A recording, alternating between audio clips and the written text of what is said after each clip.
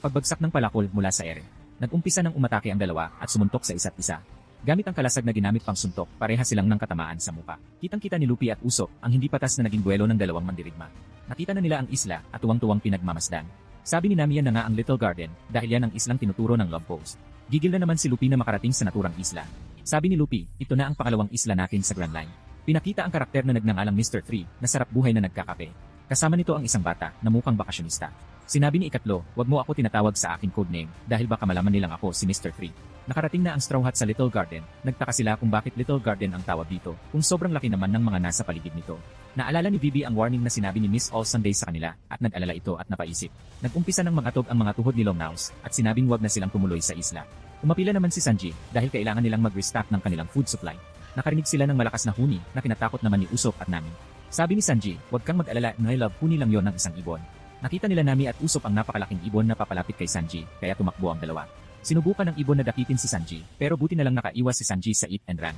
Nakarinig ng malakas na pagsabog ang Straw Hat, na mas lalong kinatakot ng dalawang duwag na si Nami at Usopp. Biglang nagpakita sa kanila ang napakalaking tigre na gustong manakit, at mangyak-ngyak naman ang dalawang duwag.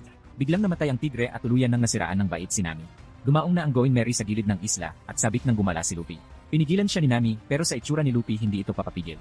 Sabi ni Vivi, Luffy pwede ba makijoin? Sagot ni Luffy, sure rather not. Pinigilan ni Nami si Vivi, pero sabi ni Vivi okay lang ako, dahil kasama ko naman si Karu. Napasigaw naman ang duwag na si Karu. Ginawa ng baon ni Sanji sila Luffy at Vivi, para sa kanilang snack habang gumagala. Lumarga na sila Luffy at Vivi, at tuwang-tuwa si Luffy na naglakad palayo. Sabi ni Zoro, naiinip na ako maglalamyarda muna ako, at tumalon pababa ng barko. Hinabol siya ni Sanji, at sinabing maghunting ka ng pwede nating makain. Sabi ni Zoro, sige ba kung hindi mo kayang gawin eh. Nagalit si Sanji, dahil parang nakikipagpaligsahan si Zoro sa kanya. Nagkahamunan ang dalawang syunga. Bumaba ng barko si Sanji, at sinabi na ang mananalo ay ang makakapag-uwi ng pinakamalaking karne. Nagyabang pa ang dalawa bago sila naghiwalay ng daan. Naiyak naman ang dalawang duwag dahil wala na silang kasama sa barko. May naalala si Nami at tumakbo ito sa kwarto, at sumunod naman si Usopp. Nangangalkal si Nami ng libro, at tanong ni Usopp kung ano ba ang hinahanap nito. Habang naglalakad si Sanji, may sumusunod na isang tulo laway na Jurassic sa kanya. Napatakan ng laway si Sanji at napatingin ito sa Jurassic. Sinubukan siyang kagatin ng Jurassic pero nakaiwas naman si Sanji. Tumili ang Jurassic, nairita naman si Sanji kaya sinipa ito. Knockout ang Jurassic sa isang malupitang sipa ni Sanji.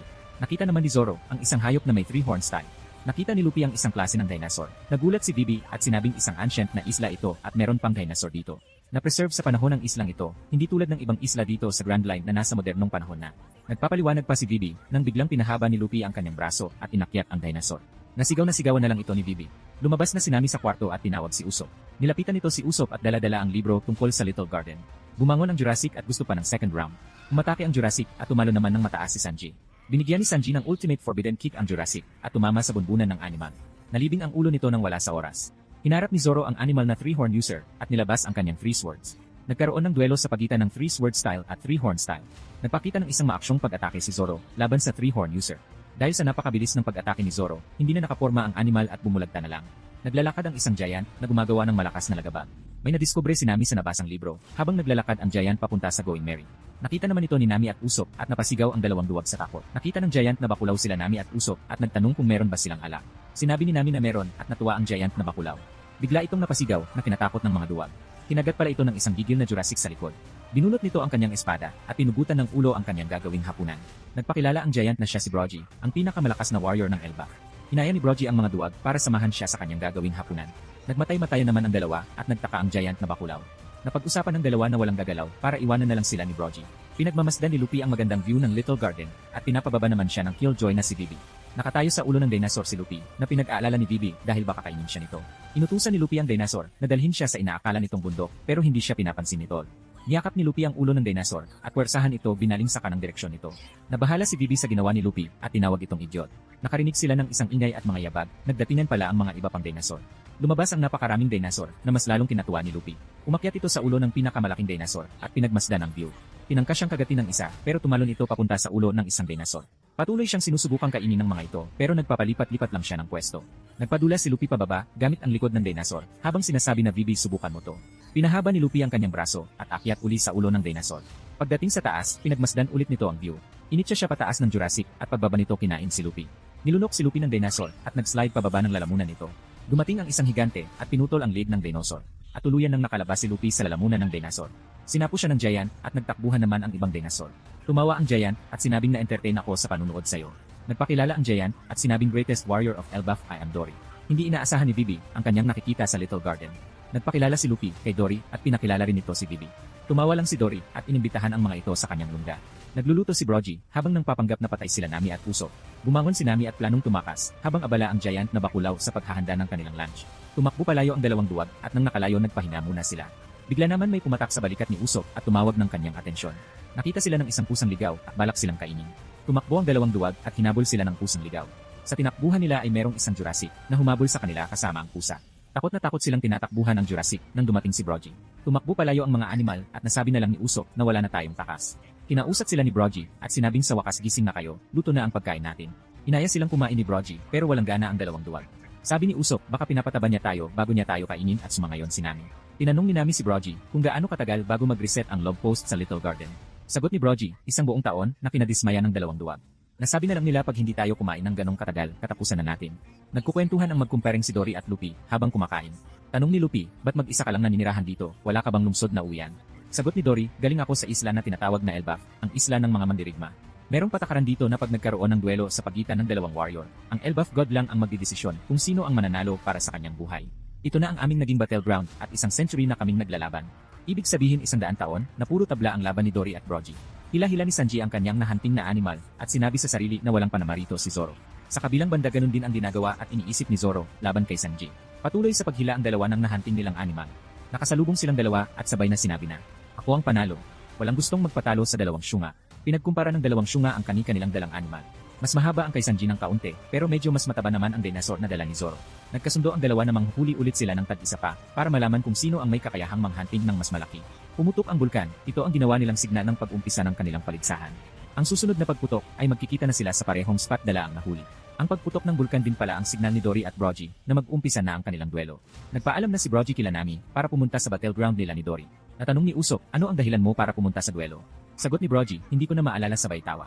Nakalimutan na pala nila ang dahilan, ang duelo ay naging parte na lang ng kanilang daily routine. Kaya kada puputok ang bulkan nagsisimula na ang kanilang duelo. Hindi maintindihan ni Vivi na dahil sa honor kaya nagpapatuloy ang duelo sa dalawang mandirigma. Kaya nag-umpisa ng tumakbo si Brogy at sinalubong naman ito ni Dory.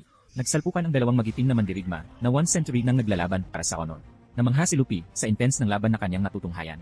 Dumating ang dalawang hambog sa kanilang base at kinursunada ang isang Jurassic. Lumipad si Miss Valentine at ginamitan ng kilo-kilo ability ang Jurassic. Nabaon sa kanyang libingan ang mabangis na animal. Pumasok sa pinto si Boy Kulot at binati ito ni Ikatlo. Pinag-usapan ng mga ito ang kanilang misyon na gagawin sa Little Garden. Nagpatuloy ang laban nila Brogy at Dory at nayayamig ang paligid sa lakas ng puwersa ng bawat pag-atake ng dalawang mandirigma. Natutulala si Luffy sa kanyang nasasaksihang duelo ng dalawang magiting na mandirigma. Sinaksak ni Dory si Brogy pero tumalon si Brogy kaya nasaksak ni Dory ang isang malaking bato. Hinataw ni Brogy ang kanyang palakol kay Dory pero ginamit ni Dory ang kanyang helmet para dumipensa. Sabay sinundan ng body slam at nasaldak si Brogy sa malaking bato. Bumangon ang dalawang mandirigma at agarang umatake si Brogy. Nakailag naman si Dory at nakipagpalitan ng pag-atake ito kay Brogy. Patas ang laban ng dalawang giant at kitang-kita na binubuhos nila ang lahat-lahat para sa kanilang duelo. Patuloy na nanunood sila Nami at Usopp sa laban hanggang nag-aya na si Nami na umalis na. Hindi naman gumagalaw si Usopp sa kanyang kinatatayuan kaya tinawag ulit siya ni Nami. Napahanga si Usopp sa duelo ng dalawang mandirigma at sinabi kay Nami na ito ang laban ng mga tunay na mandirigma. Ipinaliwanag ni Usopp kung gaano kahalaga ang laban na ito para sa dalawang mandirigma. Dito nakasalalay ang honor ng isang mandirigma, kaya 100 taon na ang nakalipas pero patuloy pa rin sila sa kanilang duelo. Natutunghayan natin ang duelo ng mga legendary warriors na wala naman ideya si Nami sa mga sinasabi ni Usopp. Nag-decide si Usopp na ipagpatuloy ang kanyang panunood dahil natutunghayan niya ang kanyang pinapangarap na maging to be brave warrior of the sea. Tanong ni Nami, ibig mong sabihin gusto mong maging giant? Nilapitan naman ni Usopp ang walang ideyang si Nami. Sabi ni Usopp, hindi mo talaga ako naintindihan at nagpatuloy sila sa panunood sa duelo. Lumipad si Miss Valentines at mukhang may masama silang plano ni Boy Kulot. Bumaba si Miss Valentines at pinag-usapan nila kung paano nila mapapatay ang mga giants para makuha ang 200 million bounty ng mga ito. Tumalsik ang palakol ni Brogy at natumba ulit ang dalawang mandirigma. Sabi ni Brogy, nahuhomesick na tayo Dory, tama ba ako? Sagot ni Dory, tama ka kaya gusto na kitang talunin para makauwi na ako sa Elbaf. Pagbagsak ng palakol mula sa ere. Nag-umpisa ng umatake ang dalawa at sumuntok sa isa't isa. Gamit ang kalasag na ginamit pang suntok, parehas silang ng katamaan sa muka. Parehas nilang tinanggap ang 73,466 na duelo na tabla. Parehas silang natumba at dito natapos ang round ng duelo ng dalawang giant. Nagtawanan ang dalawang magkaibigan kahit na magkatunggali sila sa oras ng duelo. Binanggit ni Brogy ang alak na nakuha niya sa mga Straw Hat. Natuwa sila dahil matagal na silang hindi nakakapag-party-party. Nagtaka si Zoro at Sanji kung saan galing ang narinig nilang pagtawa. Hawak ni Dory ang mga alak na binigay ni Brogy galing sa mga Straw Hat. Sabi ni Dory, bisita ni Brogy ang inyong mga kaibigan na mahaba ang ilong at isang babae. Sogot ni Luffy, sila Usopp at Nami yun, akala ko pa naman hindi sila bababa ng barko. Nag-aalala naman si Bibi dahil aabuti ng isang taon bago ma-reset ang log post dahil nagmamadali nga silang makauwi sa Alabasta. Nagtawanan naman si Luffy at Dory dahil sa suggestion ni Dory, nagmaglayag at hulaan kung nasaan ang susunod na isla. Nainis si Bibi sa mga ito at nasabi sa sarili na ano ba ang nakakatawa at tumatawa ang dalawang idiot na to. Sinabi ni Usopp kay Brogy, gusto kong maging katulad niyo balang araw. Sagot ni Brogy, gusto mong maging giant at pinagkatuwaan ni Nami. Sagot ni Usopp, hindi yon ang ibig kong sabihin, gusto kong maging great warrior tulad nyo at ng ibang taga-Elbaf. Kinatuwa naman ni Brogy ang mga sinabi ni Usopp at kinwento ang kanilang buhay sa Elbaf as warriors. Na mas lalong hinangaan ni Usopp at nagdesisyon itong gawing master si Brogy. Bigla naman sumabog ang alak na binuksan ni Dory na kinagulat ni Luffy at Bibi. Bumagsak si Dory dahil sa lakas ng pagsabog at pinagtaka ni Luffy dahil galing ito sa kanila. Nasabi ni Bibi na baka kagagawan ito ni Brogy pero umapila si Luffy dahil alam nito na dakila ang ginagawa nilang duelo. Kinuha ni Dory ang kanyang espada habang iniisip nila Luffy at Bibi kung sino ang may kagagawan.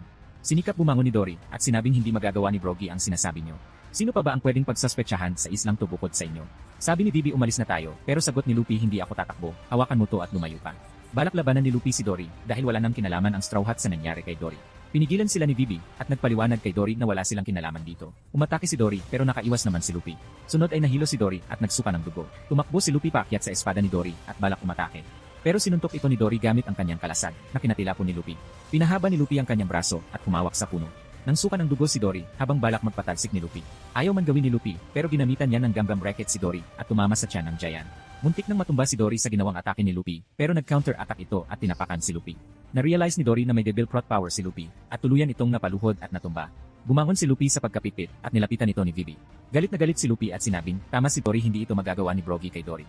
Merong ibang tao na nandito sa isla at pinakita si Ikatlo na pinapaliwanag ang ginawang kalapastanganan sa higante. Pinag-utos niya kay Boy Kulot na pasabugin ang alak sa sikmura ni Dory para manghina ito at mapatay ni Brogy sa susunod na duelo nila. Sinunod naman nilang pinagplanuhan ang gagawin nila sa mga Straw Hat. Pumutok na ulit ang bulkan na sinyales ng pag-umpisa ng duelo ng dalawang giant.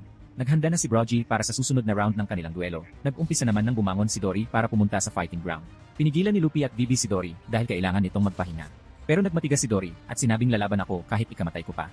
Tuluyang tumayo si Dory kahit nanghihina. Naglakad si Dory at hinawakan ang malaking bato. Pinipilit ni Dory na buhatin ang malaking bato. Nang mabuhat nito ang bato, nilapitan nito si Luffy. Inipit ni Dory si Luffy sa malaking bato na kinagalit naman ni Luffy. Sinabi ni Dory may injury man ako o wala, walang makakapigil sa akin sa pagpunta sa duelo. Over 100 years na namin tong ginagawa, hindi ko magagawang talikuran ang aking pagiging warrior. Pasensya ka na kung pinagsuspetsahan kita. Alam ko na ngayon na ito ang judgment ng Elbaf God.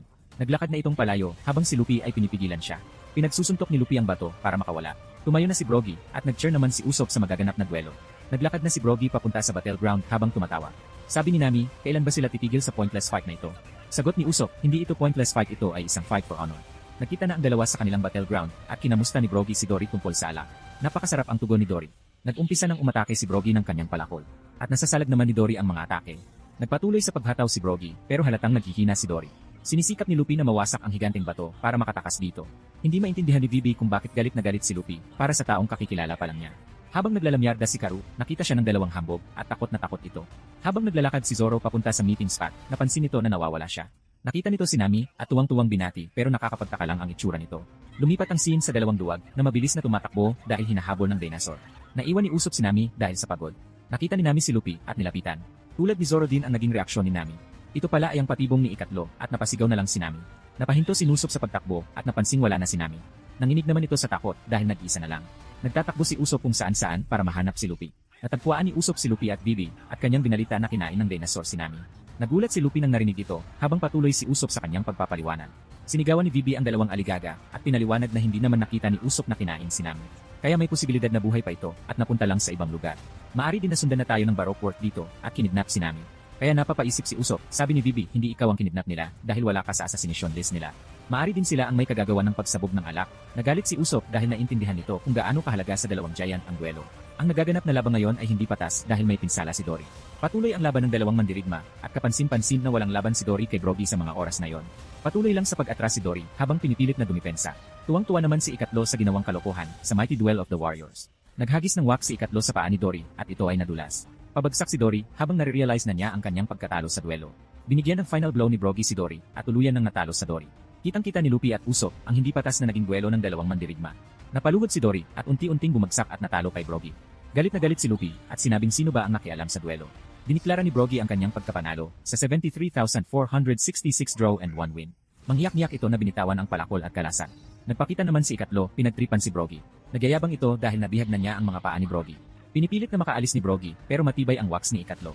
Nagpakita ang dalawang hambog habang bitbit si Karu. Hinagis nila si Karu at pinuntahan ni Vivi. Kinumpronta ni Vivi ang dalawang hambog. Sabi ni Boy Kulot, balak namin maghigante dyan kay Straw Hat Boy. Tinanong ni Usop kayo ba ang may kagagawa ng pagsabog kay Dory. Umamin naman si Boy Kulot ng may kayabangan. Wala naman magawa si Lupi kahit galit na galit na. Umatake si Vivi gamit ang kanyang pickaxe slasher, sabay sinundan ni Usop ng kanyang exploding star. Sumabog ang dalawang hambog pero walang epekto sa kanila ang atake ni Usop. Pinipikan ng kulangot ni Boy Kulot si Usop at saka ito sumabog. Naghanda si Miss Valentine para sa kanyang kilo ability at pinitpit si Usop. Inatake ni Vivi si Boy Kulot pero wala siyang laban dito at sinakal pagkatapos pasabugin. Sabi ni Boy Kulot, pumunta kami dito para kidnapin ka dahil ito ang pinag-utos ni Mr. 3. Ang Candleman, ang buong katawan nito ay gawa sa wax. To see more, just press the subscribe button to be notified by YouTube.